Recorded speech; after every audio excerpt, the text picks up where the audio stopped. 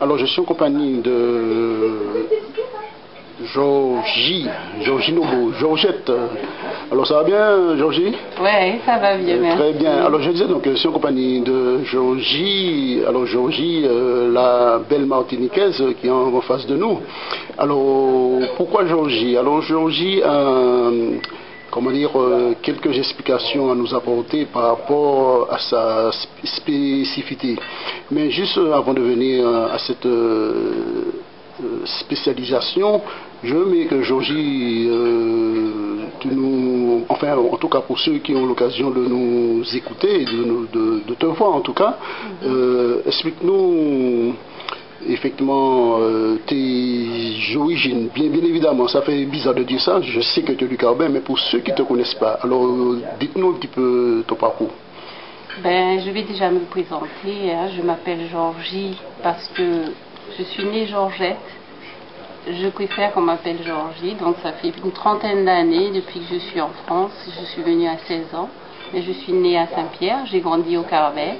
Donc beaucoup de Carabéciens me connaissent, mais beaucoup ne me connaissent pas. Je suis donc la fille d'Adrien Nobo, qui était pêcheur à côté du quai, et de Antoinette, qui vendait le poisson aussi, les quénettes et les sodas sur les stades. Et qu'on appelait Monobo ou chimère. Monobo, exactement. Voilà.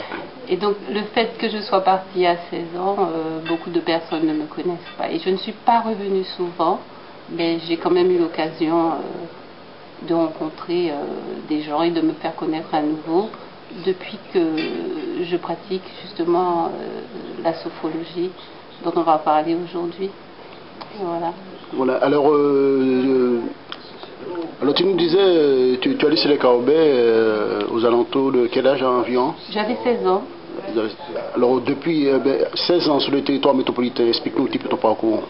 Bien, en fait, j'étais venue pour continuer le lycée. J'ai quand même fait 2 ans de lycée. Je n'ai pas pu continuer mes études parce que j'étais enceinte, donc une grossesse m'a fait arrêter mes études.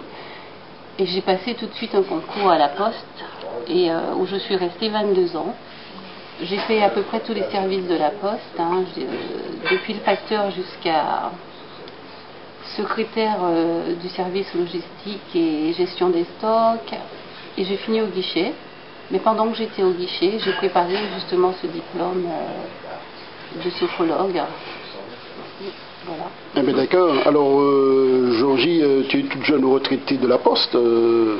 Je sais aussi que tu es également une femme engagée. Que peux-tu nous dire de ton actualité?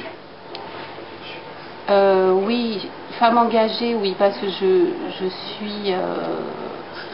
j'ai arrêté de travailler en prenant ma retraite à la Poste.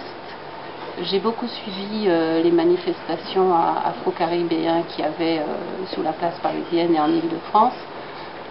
Depuis 1998, où on a vu justement autant de personnes marcher dans la rue pour commémorer l'abolition de l'esclavage, mon cheval de bataille était de justement faire ressortir les séquelles que nous avait laissé se passer d'esclaves qu'il y a eu dans nos ancêtres. Et parce que j'ai reconnu justement dans les problèmes qu'on rencontrait dans notre quotidien, ces problèmes étaient liés en fait à ce passé. Et donc c'est aussi grâce à la sophrologie que j'ai pu travailler sur ces problèmes-là déjà pour moi-même personnellement. Et je me suis engagée justement à mener ce combat et à dire qu'il y avait des problèmes, que ce soit du côté des enfants des esclavagistes, que ce soit de notre côté.